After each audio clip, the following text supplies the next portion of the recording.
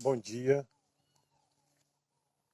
Desejo que a graça de Deus, o amor de Deus, a paz do Senhor Jesus e a alegria do Espírito Santo esteja abundantemente no seu coração e no seio da sua família. Gostaria que você, antes de tudo, se inscrevesse nesse nosso canal, tocasse no sino para você receber os novos áudios, dê o seu joia, comente se a mensagem falou ao seu coração, para que outros possam ler aí o seu testemunho, a sua palavra e possam ser edificadas por ela. E não deixe de enviar esse vídeo aos seus amigos, aos seus parentes, às pessoas do seu contato. Eu quero ler aqui no livro de Jó, que está no capítulo 23, versículo 13, que diz assim: Mas, se ele resolveu alguma coisa, quem o pode dissuadir? O que ele deseja, isso fará, pois ele cumprirá o que está ordenado a meu respeito. Esta é uma palavra profética de Deus para a sua vida nesta manhã. É uma mensagem para o seu coração, para edificar a sua alma, para alegrar a sua alma, para fortalecer a sua fé e para lhe dar ânimo para lutar a cada dia, crendo na vitória de Deus para a sua vida. Toda mensagem que eu prego aqui, eu busco em Deus e peço a Ele para me dar, para que eu possa gravá-la para as pessoas serem abençoadas. E Deus me dá. Essas não são mensagens que eu já tenho comigo, é mensagem que o Espírito Santo me dá para poder gravar aqui e colocar no canal. Porque Deus conhece os corações, Deus conhece cada vida, Deus sabe de cada uma, Deus sabe de tudo, de cada pessoa. E sabe o que cada uma precisa para que Ele possa abençoar, para que Ele possa operar a sua obra, a sua vontade. Então Deus está tirando essa palavra nesta manhã, é porque Deus conhece você, sabe do que você precisa e Ele quer te ajudar. O tema desta mensagem é esse: Deus cumprirá o que falou a meu respeito. Deus cumprirá o que falou a meu respeito. Olha, o que acontece conosco no dia a dia, às vezes nós não podemos entender, às vezes são coisas que fogem da, da nossa compreensão. Mas o importante é que Deus está no governo de tudo. Nada nesse mundo acontece sem que esteja debaixo do governo de Deus. Tudo está concorrendo para que o plano de Deus seja realizado no mundo e individualmente na vida de cada um de nós. O que Deus está fazendo é para cumprir o seu plano, o seu propósito e a sua vontade na nossa vida. A mensagem que você está ouvindo aqui agora não é coincidência, não é por acaso. É porque Deus tem um plano a cumprir na tua vida e Ele está tornando esse plano claro para você, para que você entenda o que Ele quer de você. Nem tudo que acontece na nossa vida é porque eu decidi, eu busquei, eu lutei. Não. Tem coisas que já estão decididas por Deus. Já foram decididas por Deus. Tem coisas que nós não podemos mudar. Já foi decidido por Deus. Por exemplo, a morte. A morte já foi uma decisão de Deus. A sua salvação também foi uma decisão de Deus. Claro que depende agora da maneira como vivemos e como realmente a gente entende, né, para poder ter o conhecimento completo dessas coisas. Então, tem coisa que Deus já decidiu. Deus decidiu você nascer, Deus decidiu você viver, Deus decidiu o dia que você vai morrer, que nós vamos morrer. Tem coisa que Deus já decidiu. E também tem coisa que Deus já decidiu a respeito do nosso andar aqui na Terra. Tem coisas que não está dependendo simplesmente de nós, mas Deus já decidiu. E nós não temos poder para saber, e nem maneira como descobrir. Nós só temos o entendimento pelo Espírito Santo do que Deus tem para nós. A Bíblia diz que todas as coisas cooperam para o bem daqueles que amam a Deus. E se eu amo a Deus, se eu estou na presença de Deus, as coisas vão acontecer de acordo com a vontade de Deus. Então, a maioria das coisas acontece em razão das minhas decisões, das minhas opções. Mas tem coisa que acontece porque Deus quer que aconteça. Por isso que a Bíblia diz que devemos dar glória a Deus por tudo, graças a Deus por tudo. E eu quero dizer para você que a provação que nós passamos são coisas que Deus decidiu que passássemos. Provação vem com a vontade de Deus. A prova que nós estamos passando é porque Deus tem um propósito, é porque Deus tem um plano, é porque Deus tem algo a nos revelar, é porque Deus tem algo a nos conceder. Então, provação, ela acontece independentemente da nossa vontade. Independentemente. Não era a vontade de Jó ser provado. Não era a vontade de Jó passar pelo que ele passou. E de nenhum servo de Deus. Mas Deus quis assim e assim aconteceu. Porque Deus tem um propósito lá na frente para cumprir na nossa vida. Quanto maior é o plano de Deus na nossa vida, maiores provações nós passamos. Porque, em primeiro lugar, Deus quer fazer uma obra na nossa vida, na minha vida e na sua vida. Antes de fazer a obra dele, através de mim, através de você, através de nós. Antes de Deus fazer a grande obra que ele tem para realizarmos para ele, primeiro ele faz a grande obra na nossa vida. Então, nós precisamos ter paciência na tribulação, como diz a própria Bíblia. Ter esperança, confiança, perseverança para passar pelas tribulações, porque elas produzirão um fruto maravilhoso na nossa vida, fruto de bênção, fruto de vitória. Deus não prova para reprovar, Deus prova para aprovar.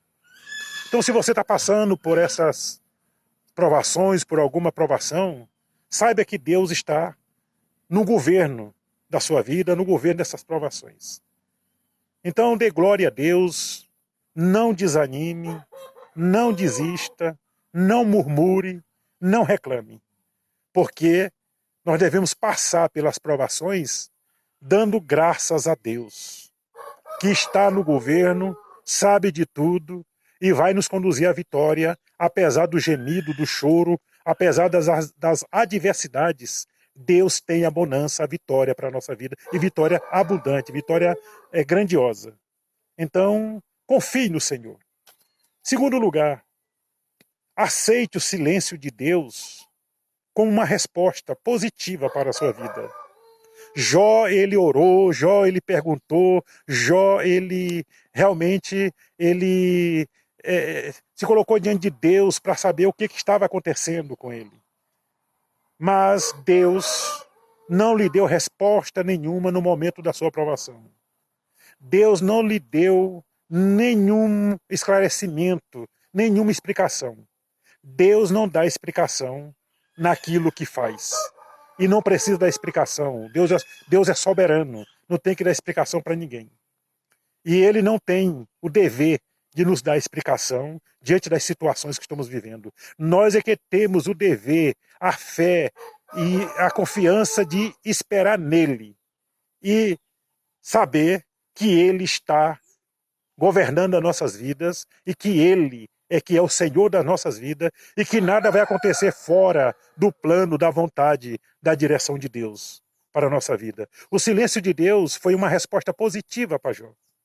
Quando Deus silencia, ele está dizendo simplesmente, espera. Espera.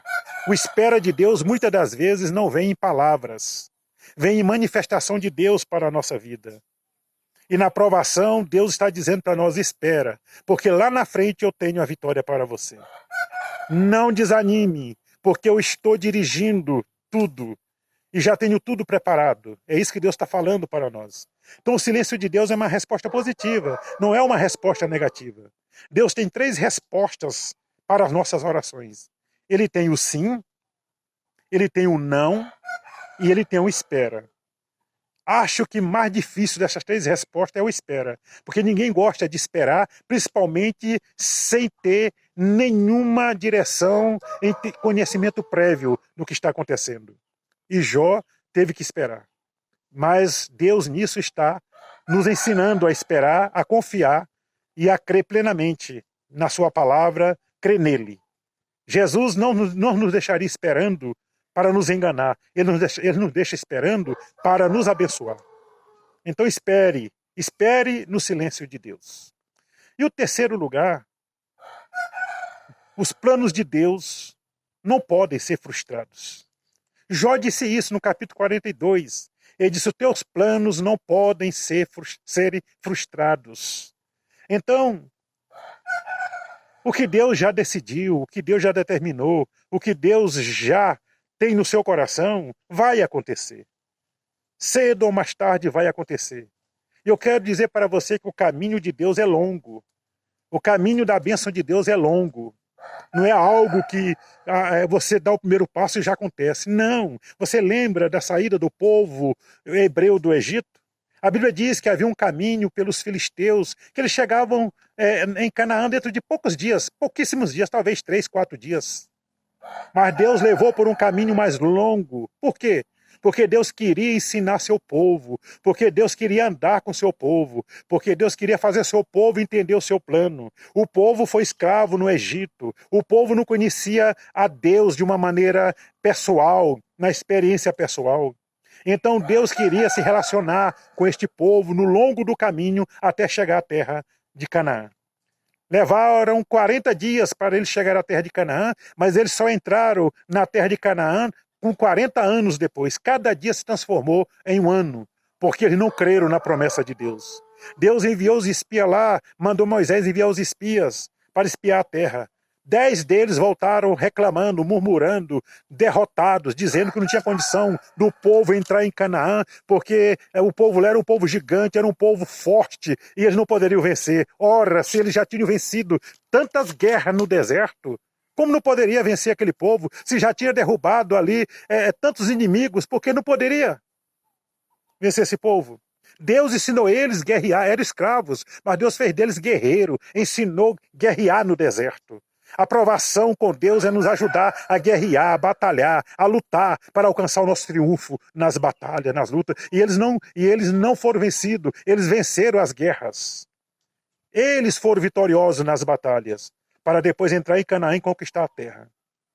Então, Deus nos leva por um caminho mais longo, e Deus faz isso para poder nos ensinar, nos treinar, nos trazer maturidade, nos trazer fé, esperança. Mas os 10 espias voltaram negativamente falando da terra. 2 deles somente voltaram falando daquilo que Deus tinha prometido, Josué e Caleb.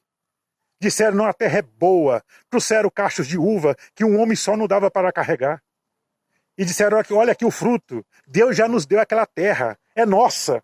É assim que a pessoa fervorosa, é assim que a pessoa que anda com Deus vê as coisas. Ele não anda de cabisbaixo, ele não anda derrotado, ele não vê derrota. Em tudo ele vê vitória, mesmo diante das piores adversidades da vida.